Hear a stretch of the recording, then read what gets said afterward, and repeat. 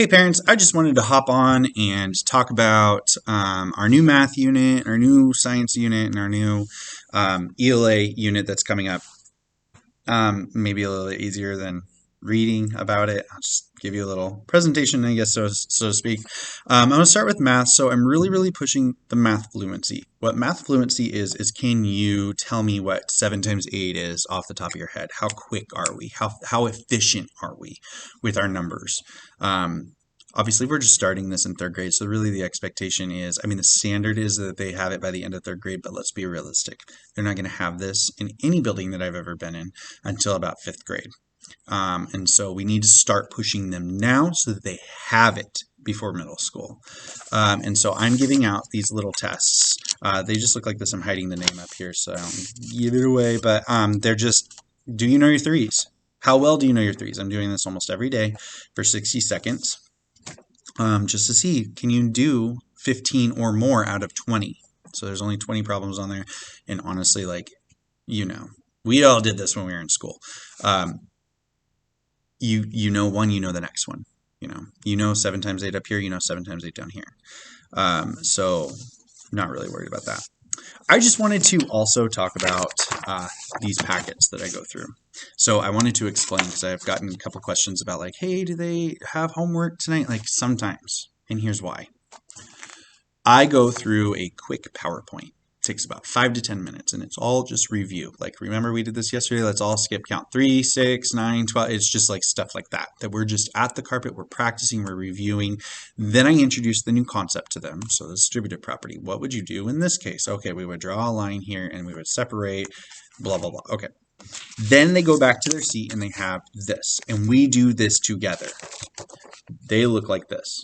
It looks really familiar, probably, because it's their homework packet. Their homework packet is blue. It's almost an exact replica. They are the same things. It just might be instead of she ate 7 apples, it might be she ate 6 apples. Multiplication is the same concept, so they're practicing that concept. Then they come in the next day, and I give them a little exit ticket that looks like this, and where it's just a problem from that homework or from that problem set, and then I can decide who's got it, who doesn't have it, and then I pull the group of students that did not have it.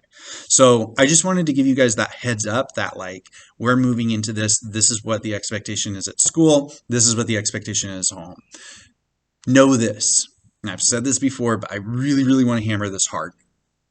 If I send homework home, 2 things. 1, I will always tell the parents. I will always send a dojo message. I will say they need to have lesson this done tonight. And chances are I've already started it in the classroom. So there shouldn't be starting from scratch. Shouldn't be. And then number 2 is it should not take them longer than 20 minutes. If it takes them longer than 20 minutes, stop. Dojo messaged me, hey, we tried, because really what I'm trying to get them at is practice. And if they're struggling, that's not practice and it's not helpful. So I just wanted to give you guys that heads up. Transition here into language arts. Our language arts, we just finished up weather and climate and using information as text, extracting information, answering questions. We're going to turn back into storytelling and literature. So we're going to be building on what we learned about in the beginning of the year. So that at the beginning of the year, they did 6 weeks of RL standards. So reading literature, so storytime, beginning, middle, end. Then we did 9 weeks of informational or reading text to learn. Now we're going back to that literature so that we can build off of what we already learned at the beginning of the year with character development, setting, and then they're going to be writing their own stories again. So, and I'm super excited for this because the kids love this year.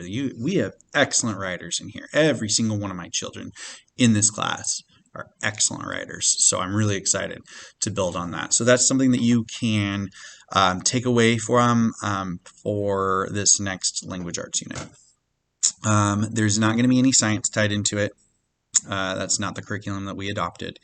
However, I will still be teaching science. It'll be physics, so pushes and pulls. I just grabbed this.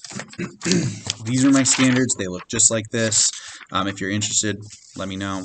But basically my job is to make sure that they are understanding forces and motions and then types of interactions with forces and motions. So what makes things push, what makes things pull, and then can they plan and conduct an investigation to support their claims, is basically what it is. So if you have any questions about that and what your child is receiving or what they are not receiving in my classroom, I'm just making videos to make sure that my parents know exactly what to expect at home and exactly what to expect in the school. So again, if you have any questions, please reach out. Talk to you later.